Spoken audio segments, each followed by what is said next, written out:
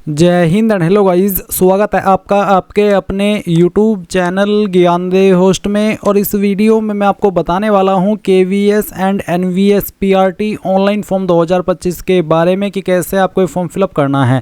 Guys वैसे तो मैंने KVS NVS TGT PGTN जो नॉन टीचिंग की पोस्ट है उस पर कैसे फॉर्म फिल करना है उसकी वीडियो बना रखी है, बट यहाँ पर इस वीडियो के अंदर मेनली मैं उन कैंडिडेट के लिए जानकारी देने वाला हूँ जो कि KVS या फिर NVS PRT की पोस्ट पर अप्लाई करना चाहते हैं, या फिर आप ये देख रहे हैं कि मुझे कहीं से ऐसी वीडियो मिल जाए जिसमें कि मुझे ये बताया जाए मेनली कि कैसे आपको KVS NVS PRT की पोस्ट पर अप्लाई करना है। तो गाइस ये वीडियो आपके लिए काफ़ी इंपॉर्टेंट होने वाली है, हेल्पफुल होने वाली है, तो वीडियो को आपको पूरा देखना है। चलिए शुरू करते हैं। अगर आपने अभी तक वीडियो को लाइक शेयर नहीं किया हो तो कर दे और चैनल को सब्सक्राइब करके बेल आइकन ऑन कर ले। फिर जो लिंक वीडियो को डिस्क्रिप्शन में दिया है आप ओपन करेंगे, आपको जानने को मिलेगा कि 14,782 टोटल पोस्ट निकाली गई है, जिसमें कि आप देख सकते हैं कि PRT के लिए कितनी वैकेंसी KVS के अंदर है और कितनी वैकेंसी NVS के अंदर है, उसकी पूरी जानकारी आपको यहाँ पर देखने को मिल जाएगी। यहाँ पर आपको ये सब इन्फॉर्मेशन दी गई है और अप्लाई करने के लिए किस पोस्ट पर क्या क्वालिफिकेशन चाहिए इसके लिए आप एक बार नोटिफिकेशन चेक कर लेना, और एज लिमिट किस पोस्ट पर कितनी है वो आप देखेंगे। एप्लीकेशन फ़ीस किस पोस्ट पर क्या पे करनी है, प्रोसेसिंग फ़ी क्या रहेगी वो भी आप चेक कर सकते हैं। ये सब इन्फॉर्मेशन चेक करने के बाद अगर आपने अभी तक PRT की पोस्ट पर अप्लाई नहीं किया और आप अप्लाई करना चाहते हैं तो ये वीडियो आपको आगे वॉच करनी है। इसके लिए आप क्या करेंगे, सबसे पहले इंपॉर्टेंट लिंक के सेक्शन में आएंगे और अप्लाई ऑनलाइन लिंक ओपन करेंगे। अब गाइज आपके सामने यहाँ पर कुछ ऐसा इंटरफेस आ जाएगा। बेसिकली ये आपका अप्लाई पोर्टल है जहाँ से आपको फॉर्म को फिल करना है। आप ये फॉर्म मोबाइल से भी भर सकते हैं और अपने कंप्यूटर से भी भर सकते हैं। तो जब आप यहाँ पर इस वाले इंटरफेस पर आ जाए तो आपको सबसे पहले न्यू रजिस्ट्रेशन इसके ऊपर क्लिक करना है। इसके ऊपर क्लिक करने के बाद आपके सामने इंस्ट्रक्शंस आएंगे। आप यहाँ पर डाउनलोड डिटेल्ड एडवर्टाइजमेंट के ऊपर क्लिक करके इसका नोटिफिकेशन यहाँ से भी रीड कर सकते हैं, और बाकी की इन्फॉर्मेशन जैसे कि फीस से जुड़ी हुई वो सब इन्फॉर्मेशन भी आपको यहाँ पर दी गई है। सभी इन्फॉर्मेशन चेक करते हुए आप यहाँ पर टिक करेंगे और क्लिक है टू प्रोसीड इसके ऊपर क्लिक कर देंगे। अब आपके सामने कुछ ऐसा इंटरफेस आ जाएगा। गाइज आप यहाँ पर जो भी इन्फॉर्मेशन फिल करेंगे वो आपको 10th के सर्टिफिकेट के अकॉर्डिंग फिल करनी है। तो पहले आप आपका नाम एंटर करेंगे। ये नाम आप यहाँ पर 10th के सर्टिफिकेट के अकॉर्डिंग अंग्रेजी के बड़े अक्षरों के अंदर फिल कर देना। फिर आपको यहाँ पर आपके फादर का नेम एंटर करना है। उसके बाद में आप यहाँ पर आपकी माताजी का नाम एंटर करेंगे। फिर जो भी आपका डेट ऑफ बर्थ है वो आपको सिलेक्ट करना होगा, पहले डे फिर आपका मंथ और उसके बाद में जो भी ईयर है वो आप यहाँ पर सिलेक्ट कर लेंगे। इसके बाद आपको आपका जेंडर सिलेक्ट करना है। फिर आएगा आइडेंटिटी टाइप, तो आप यहाँ पर इनमें से कोई भी एक आईडी सिलेक्ट कर लेंगे। अगर इनमें ऊपर की तरफ आपके पास कोई भी आईडी नहीं है तो any other valid government identity with photograph, यानी कि वो आईडी जिसमें कि गवर्नमेंट द्वारा जारी हो और उसके ऊपर फोटो लगा हो, तो आप वो भी यूज कर सकते हैं। वैसे आप में से बहुत सारे कैंडिडेट के पास यहाँ पर जैसे कि इसमें pan card, passport, voter ID का ऑप्शन है, आधार कार्ड का नहीं है। तो आप यहाँ पर अगर आधार कार्ड की इन्फॉर्मेशन देना चाहते तो any other valid government identity with photograph ये सिलेक्ट करके यहाँ पर अपने आधार कार्ड का नंबर डाल देना, क्योंकि वो भी आपकी गवर्नमेंट है और उसके ऊपर भी आपका फोटो लगा होता है। बट अगर आपके पास PAN card, passport, voter ID या राशन कार्ड विद फोटोग्राफ है, बैंक पासबुक या ड्राइविंग लाइसेंस है, तो आप इनमें से भी कोई एक आईडी सिलेक्ट कर सकते हैं और जो भी आईडी आपने सिलेक्ट की है उसका नंबर फिर आप यहाँ पर नीचे वाले बॉक्स में डाल देना। अब आएगी कंफर्म पर्सनल डिटेल, तो जो इन्फॉर्मेशन आपने ऊपर भरी है दोबारा डाल करके आपको वेरीफाई करनी है। जैसे कि आप यहाँ पर आपका नाम डालेंगे, फिर आपका जो फादर नेम है वो आप यहाँ पर एंटर करेंगे, एंड देन जो आपका जो मदर नेम है वो आपको यहाँ पर डालना है। फिर जो डेट ऑफ बर्थ अभी आपने ऊपर की तरफ भर रखी है वो डेट ऑफ बर्थ आपको यहाँ पर सिलेक्ट कर लेनी है अगेन इस तरह से। उसके बाद आप आपका जेंडर सिलेक्ट करके वेरीफाई कर देंगे। अब आएगा प्रेजेंट एड्रेस, तो जो आपका हाउस नंबर है या फिर फ्लैट नंबर है वो आप यहाँ पर लिखेंगे, सब लोकेलिटी लिखेंगे और लोकेलिटी लिखेंगे। अगर आप इन तीन चीज़ों में कंफ्यूज हो रहे कि किसमें मैं क्या भरूँ, तो मैं आपको बता दूं कि जो भी आपका एड्रेस आपके आधार के ऊपर लिखा हुआ है वो एड्रेस आप इन 3 लाइन के अंदर एडजस्ट कर दें, यानी कि थोड़ा थोड़ा पार्ट इन तीनों लाइन के अंदर डाल दे। उसके बाद कंट्री सेलेक्ट करेंगे, फिर जो आपकी स्टेट है वो आप सिलेक्ट कर लेंगे, डिस्ट्रिक्ट आपकी सिलेक्ट कर लेंगे और उसके बाद जो आपका पिन कोड है वो भी आपको यहाँ पर डाल देना है। ये डालने के बाद नीचे आएगा इलेक्ट्रॉनिक कम्युनिकेशन एड्रेस, तो यहाँ पर आपको आपका ईमेल एड्रेस डालना है। ये ईमेल आईडी बिल्कुल वैलिड होनी चाहिए, क्योंकि आपका OTP वेरिफिकेशन होगा, जब तक OTP वेरीफाई नहीं होगा तब तक आप फॉर्म नहीं भर पाएंगे। इसलिए सही ईमेल आईडी डालिएगा जिसका पासवर्ड आपको याद हो। फिर ईमेल आईडी को दोबारा डाल करके वेरीफाई करेंगे। अपना मोबाइल नंबर डालेंगे 10 डिजिट का, उसको दोबारा डाल करके वेरीफाई कर देंगे। Landline number with STD code और एनी अदर कॉन्टैक्ट नंबर, अगर आपके पास लैंडलाइन नंबर है या फिर कोई आप सेकंड नंबर यूज करते हैं फ़ोन वाला तो वो आप इसमें भर दीजिएगा। फिर नीचे आएगा परमानेंट एड्रेस, अगर आपका परमानेंट एड्रेस और जो प्रेजेंट एड्रेस में आपने भरा है वो सेम है तो आप सेम मैच प्रेजेंट एड्रेस, इस बॉक्स को टिक कर देना। बट अगर आपका प्रेजेंट एड्रेस अलग है और परमानेंट एड्रेस अलग है तो आप यहाँ पर इसको अनटिक करके अलग से अपना परमानेंट एड्रेस फिल कर दीजिएगा। अब आते हैं चूज पासवर्ड। गाइज आप यहाँ पर एक पासवर्ड बनाएंगे। पासवर्ड आपका कैसा हो मैं आपको उसका डेमो दे करके दिखा रहा हूँ। आपके पासवर्ड के अंदर इंग्लिश का कैपिटल लेटर, स्मॉल लेटर, एक स्पेशल कैरेक्टर और साथ ही डिजिट, कुछ इस तरह का पासवर्ड रखना है जिसकी लेंथ 8 से 13 कैरेक्टर के बीच में रहनी चाहिए। फिर उस पासवर्ड को दोबारा डाल करके वेरीफाई करना है। एक सिक्योरिटी क्वेश्चन सिलेक्ट कर लेना है। जो भी सिक्योरिटी क्वेश्चन आप यहाँ पर सिलेक्ट करें उसका आंसर आपको अपनी मर्जी से देना है। ये आंसर आपको तब काम आता है जब आप आपका पासवर्ड भूल जाते हैं और आप उसको रिकवर करते हैं, तो उस समय आपको यही वाला क्वेश्चन सिलेक्ट करना होता है और उसका यही आंसर देना होता है जो कि अभी आप यहाँ पर बना रहे हैं। अब आप यहाँ पर एक कैप्चा कोड डालेंगे और सबमिट के ऊपर क्लिक कर देंगे। अब गाइज आपने जो भी इन्फॉर्मेशन भरी है उसका रिव्यू आपके सामने है। जो भी इन्फॉर्मेशन भरी है उसको एक एक करके अच्छे से चेक कर ले। जब आपको लगे कि सभी इन्फॉर्मेशन सही है, एक एक स्पेलिंग आपने चेक कर लिया, तो फिर आप यहाँ पर ये जो माय नेम है, फादर नेम है, मदर नेम है, इसके अलावा date of birth, email ID, mobile number, address, gender, इनके ऊपर टिक कर दें। इनके ऊपर टिक करने का मतलब यही है कि हाँ आपने इन जानकारी को डबल चेक कर ले और आपके अकॉर्डिंग सभी जानकारी सही है। गाइज अगर बाई चांस कोई गलती आपसे हो गई है तो आप एडिट रेशन फॉर्म के ऊपर क्लिक करके उस इन्फॉर्मेशन को अभी भी एडिट कर सकते हैं। बट अगर आपने एक बार यहाँ पर इन सभी को टिक कर दिया और आई एग्री के ऊपर क्लिक कर दिया तो इसका मतलब है कि आपकी अकॉर्डिंग सभी जानकारी सही है। फिर आप submit and send OTP to verify mobile number, इसके ऊपर क्लिक करके यहाँ से यस कर देंगे। अब आपके इस नंबर के ऊपर जो भी आपने रजिस्टर किया एक ओटीपी गया होगा, वो ओटीपी आप यहाँ पर डालिए और इस ओटीपी को डालने के बाद में आप यहाँ पर सबमिट रेशन फॉर्म, इसके ऊपर क्लिक करेंगे। चलिए जो ओटीपी मुझे मिला है वो ओटीपी मैं यहाँ पर एंटर कर देता हूँ। इसके बाद आप यहाँ पर सबमिट रेशन फॉर्म के ऊपर जैसे ही क्लिक करेंगे तो आपका जो रेशन है वो सक्सेसफुल हो जाएगा। अब आप यहाँ पर देखेंगे कि कुछ इस तरह का इंटरफेस है। अभी आप यहाँ पर आपकी ईमेल आईडी भी वेरीफाई कीजिए, क्योंकि जब तक ईमेल आईडी वेरीफाई नहीं होगी तब तक आप आपका फॉर्म कंप्लीट नहीं कर पाएंगे। इसलिए वेरीफाई ईमेल आईडी के ऊपर क्लिक कीजिए। आपको यहाँ पर जो कैप्चा कोड देखने को मिले वो कैप्चा कोड आप यहाँ पर डालिए और उसके बाद में आप यहाँ पर सबमिट एंड गेट ओटीपी, इसके ऊपर क्लिक कीजिए। अब आपको सेम वे में यहाँ पर आपकी ईमेल के ऊपर भी एक ओटीपी सेंड किया जाएगा।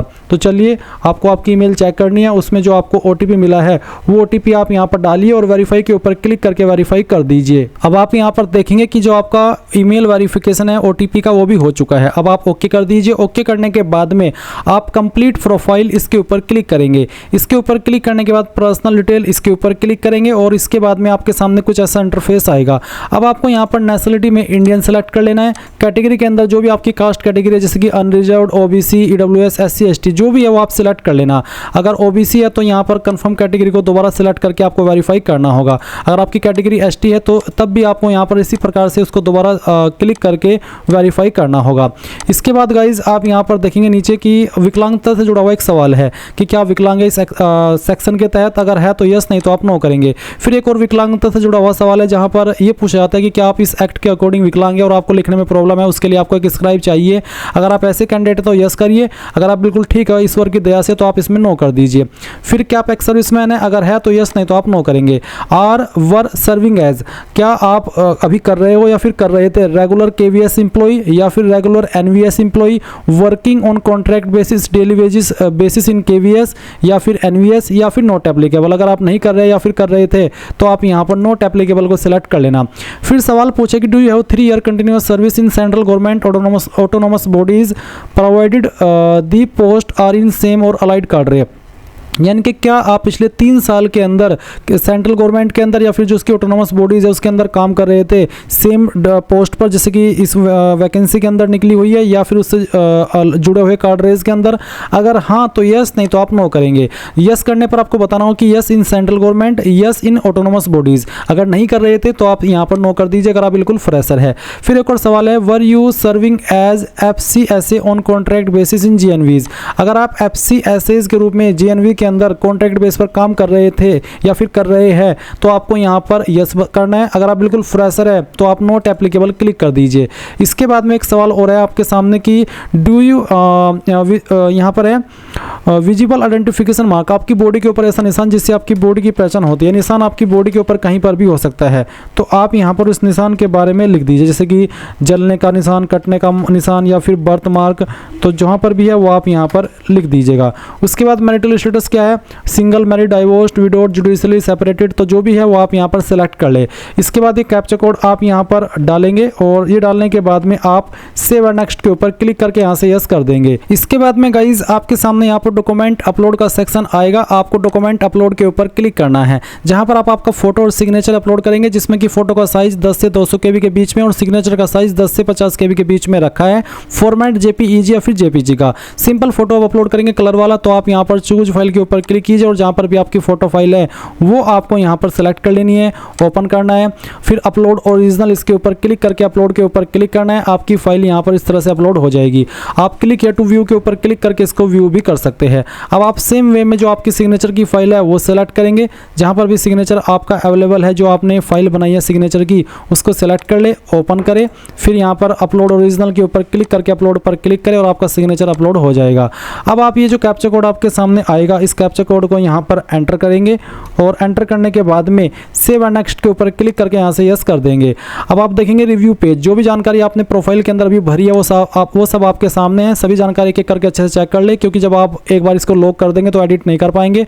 तो जब आप पूरी तरीके से श्योर हो जाए तो आपको my name, father name, mother name, date of birth, gender, photograph and signature, address, person with disability यानी कि PWD और कैटेगरी, ये सब इन्फॉर्मेशन यहाँ पर टिक करने के बाद आई एग्री करना है और फाइनल प्रोफाइल सबमिशन के ऊपर क्लिक करके यस कर देना है। इसके बाद आप यहाँ पर देखेंगे आपकी प्रोफाइल कंप्लीट हो चुकी है। अब आप जिस पोस्ट पर अप्लाई करना चाहे कर सकते हैं, चाहे वो NVS की हो या KVS की हो या फिर टीचिंग या नॉन टीचिंग। तो अप्लाई नाउ पर क्लिक करिए। अप्लाई नाउ पर क्लिक करने के बाद आपके सामने यहाँ पर ये सभी पोस्ट आ जाएगी। बट अभी हम यहाँ पर बात करें कि कैसे हमें प्राइमरी टीचर पर अप्लाई करना है, यानी कि PRT की पोस्ट पर। तो यहाँ पर सबसे लास्ट में आप देखेंगे प्राइमरी टीचर्स PRT, तो आप इसके सामने अप्लाई इसके ऊपर क्लिक करेंगे। फिर यहाँ पर आपको यस कर देना इस इंस्ट्रक्शंस को और उसके बाद में आप कंप्लीट एप्लीकेशन फॉर्म पर क्लिक करेंगे। नाउ गाइज आप अप्लाई फॉर डिटेल्स इसके ऊपर क्लिक कीजिए और इसके बाद में पोस्ट अप्लाइड फॉर, आपको इसमें primary teacher KVS, primary teacher music KVS और प्राइमरी टीचर स्पेशल एजुकेटर तो KVS, तो आपको किस में अप्लाई करना है। अगर आप यहाँ पर तीनों को प्रेफरेंस देना चाहते हैं तो आप वो भी दे सकते हैं, अगर आपको किसी दो को ही देना है तो आप वो भी दे सकते हैं। उसके बाद आप देखेंगे medium option for paper first. Paper first के लिए आप मीडियम क्या रखना चाहते हैं अपनी लैंग्वेज का, वो आप सिलेक्ट कर लीजिए। लैंग्वेज कॉम्पिटेंसी ऑप्शन, तो किस में आप अपना एग्जाम देना चाहेंगे वो आप यहाँ पर सिलेक्ट कर लीजिए। ये सभी आपके एग्जाम से जुड़े हुए सवाल है। उसके बाद में पूछे कि do you have proficiency to teach in Hindi and English medium, यानी कि क्या आप पूरी तरीके से फ्लुएंट है Hindi and English medium medium में पढ़ाने के लिए, टीच करने के लिए। अगर हाँ तो आप यहाँ पर इसमें यस कर देंगे, अगर नहीं तो आप नो करेंगे। फिर do you have knowledge of computer application, यानी कि क्या आपको कंप्यूटर की नॉलेज है, कंप्यूटर चलाना आपको आता है, बेसिक कंप्यूटर, अगर हाँ तो यस, नहीं तो आप नो करेंगे। उसके बाद में valid CRR number of Roshan with rehabilitation council of India, यानी कि अगर आपने एलिजिबिलिटी चेक की होगी तो आपको पता होगा कि इसमें KVS की पोस्ट पर अप्लाई करने के लिए क्या चीज़ आपसे एक्स्ट्रा मांगी है। मैं आपको एक बार नोटिफिकेशन पर लेकर के चलता हूं ताकि आपको इसके बारे में पता चल सके। अभी जो आप यहां पर वीडियो में देख पा रहे हैं ये आपकी प्राइमरी टीचर की वैकेंसी है, जो कि पहली है म्यूजिक PRT म्यूजिक। इसकी क्वालिफिकेशन क्या है वो आप यहां पर देखेंगे। इसके बाद में प्राइमरी टीचर आपकी नॉर्मल वाली आती है, जिसमें कि अप्लाई करने के लिए सीनियर सेकेंडरी यानी कि 12वीं जो कि आपने कम से कम 50% के साथ में पास की और 2 ईयर का डिप्लोमा होना चाहिए, या फिर जो भी आपका डिप्लोमा का कोई अन्य नाम है आपकी स्टेट के अंदर वो वाला आपके पास हो, या फिर आपके पास अन्य विकल्प भी यहाँ पर दिए गए हैं। फिर 2 पॉइंट पर है qualified this central teacher eligibility test paper first, आपको क्वालिफाई होना चाहिए। तीसरा है कि आपको हिंदी एंड इंग्लिश मीडियम की नॉलेज होनी चाहिए पढ़ाने में। उसके बाद में आप यहाँ पर नीचे की तरफ आएंगे, देखेंगे स्पेशल एजुकेटर प्राइमरी टीचर, इसमें अप्लाई करने के लिए 12वीं पास की योग्यता, any of the following form from recognised university institute, जिसमें कि 2 ईयर DED स्पेशल एजुकेशन या फिर 1 ईयर डिप्लोमा इन स्पेशल एजुकेशन DSc, यानी कि इनमें से कोई एक क्वालिफिकेशन। और फिर नीचे की तरफ आप जब आएंगे तो आपको यहाँ पर तीसरे पॉइंट पर देखने को मिलेगा qualified in central teacher eligibility test CTET paper first conducted by central board of secondary education, यानी कि आपके पास CTET भी होना चाहिए।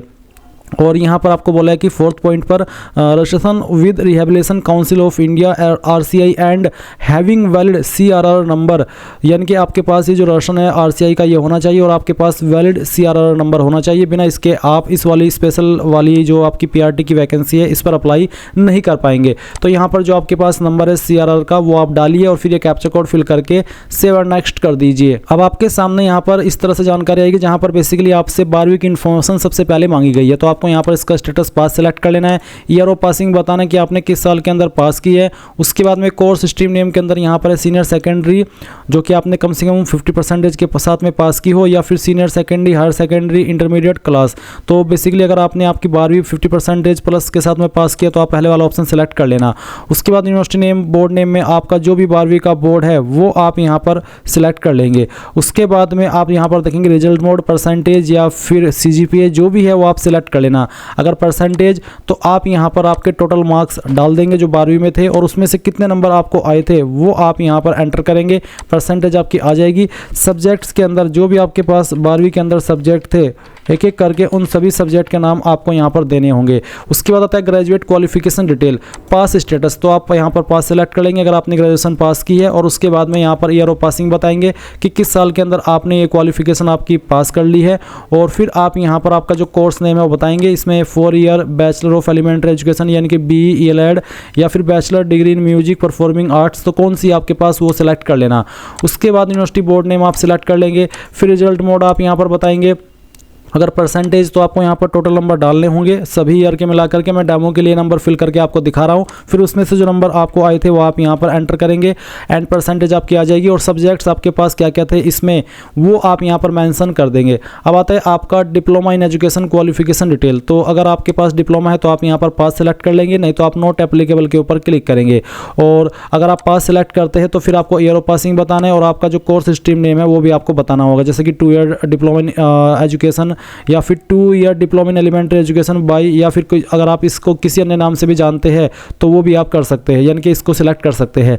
और पहले नंबर पर ये जो 2 ईयर डिप्लोमा इन एजुकेशन है स्पेशल एजुकेशन, जो कि आपने RCI से किया हो तो आप इसको सिलेक्ट कर लीजिएगा।